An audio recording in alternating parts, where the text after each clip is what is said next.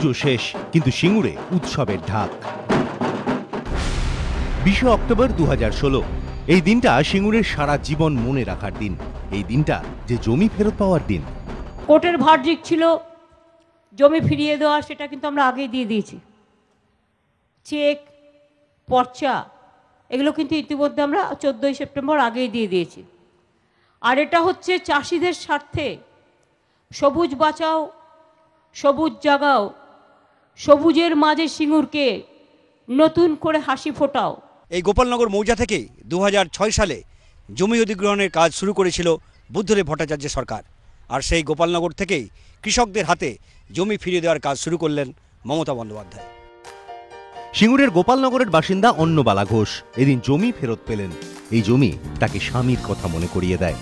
2006 সালে স্বামী ভোলানাথ ঘোষ মারা যান। অনেক কষ্ট করে তিনি জমি কিনেছিলেন। তার মৃত্যুর পর সেই জমিও হাতছাড়া হয়ে যায়। ঘরে তখন 2 মেয়ে। কিভাবে জীবন কাটবে? দু চোখের জল, কোনো উত্তর দিতে পারত না। ফসল বিক্রি করেছে আর জমি কিনেছে। জমি খুব কষ্টের, জমি তার প্রাণ ছিল। সেই সদ্য বাবা মারা গেছে, তার উপর জমিটাও চলে গেল। সেই নিয়ে তো ছিল। তারপর কাঁদানে গ্যাস, তারপর বাড়ি থেকে টেনে টেনে নিয়ে যেত মেয়েদেরকে, তার জন্য আমরা বাড়ি থেকে চলেও গিয়েছিলাম। গোপালনগরের ঘোষপাড়ারই বাসিন্দা যুগল কিশোর ঘোষ, তিনিও এদিন জমি ফেরত পেয়েছেন। আনন্দের দিনে বারবার মনে পড়ে যাচ্ছে পুরনো দিনের কথা। আনন্দ তো হবে, জমি ফেরত পেলে হবে না? চাষ তো আরম্ভ হয়ে গেল, তো কালকে থেকেই করতে আরম্ভ হবে।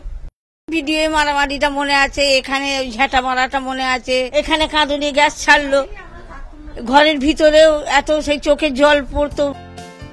যুগল কিশোরের পাড়াতেই থাকেন নবকুমার ঘোষ। জমি ফেরত পেয়ে তিনিও খুব খুশি। রাত্রিরে আলো অফ করে দিয়ে অনেক মারপিট, দিদিকে মারার জন্য অনেক চেষ্টা করেছিল। তারপর দেখছি লাঠি চার্জ হচ্ছে, ও ছুটছে। তখন সেই ফাঁকে আমিও ছুটতে গেলাম, পুলিশ আমাকে একগা দিল। জমি ফেরত দেবে বলেছিলেন, আপনি কথা রেখেছেন, জমি ফেরতও পেয়েছি। খুবই আনন্দ হচ্ছে আজ আমাদের। সিঙ্গুর আর দেরি করতে রাজি নয়। মুখ্যমন্ত্রী বীজ ছড়িয়ে দিয়ে গেলেন।